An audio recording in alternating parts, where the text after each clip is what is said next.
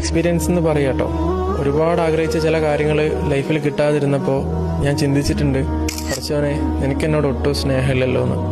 പക്ഷെ കുറച്ച് വർഷങ്ങൾക്കിപ്പുറം ഞാൻ ആ കാര്യങ്ങളിലേക്കൊന്ന് തിരിഞ്ഞു നോക്കുന്ന സമയത്ത് എനിക്ക് തോന്നാറുണ്ട്, പടച്ചവൻ അന്നത് എനിക്ക് തരാതിരുന്നത് അതിനേക്കാളും നല്ലത് ഇന്ന് എനിക്ക് ഒരുക്കി വെച്ചതുകൊണ്ടായിരുന്നു എന്നുള്ളത്.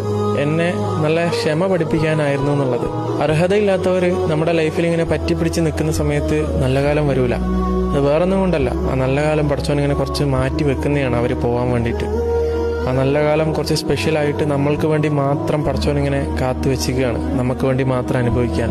ഞാനിപ്പോഴും ഒരുപാട് ഉയരങ്ങളിൽ എത്തിയതുകൊണ്ട് പറയുന്നതല്ല കേട്ടോ, പക്ഷെ എനിക്കിന്ന് ഒരു വെളിച്ചം കാണാൻ പറ്റുന്നുണ്ട്. ഇന്നുള്ള എൻ്റെ ദിവസങ്ങളിൽ പണ്ടില്ലാത്ത ഒരു പ്രതീക്ഷ എനിക്കുണ്ട്. അത് അവരൊക്കെ പോയതുകൊണ്ട് എൻ്റെ ലൈഫിലേക്ക് വന്നു ചേർന്നതാണെന്ന് ഞാൻ ഇന്ന് ചിന്തിക്കുമ്പോൾ എനിക്ക് മനസ്സിലാവുന്നുണ്ട്. ലൈഫിൽ ഒരുപാട് ആഗ്രഹിച്ചിട്ടും കിട്ടാത്ത ചിലതുണ്ടാവും. അങ്ങനെ അതോർത്ത് ആലോചിച്ച് വിഷമിക്കുന്ന ഒരുപാട് പേരുണ്ടാവില്ലേ.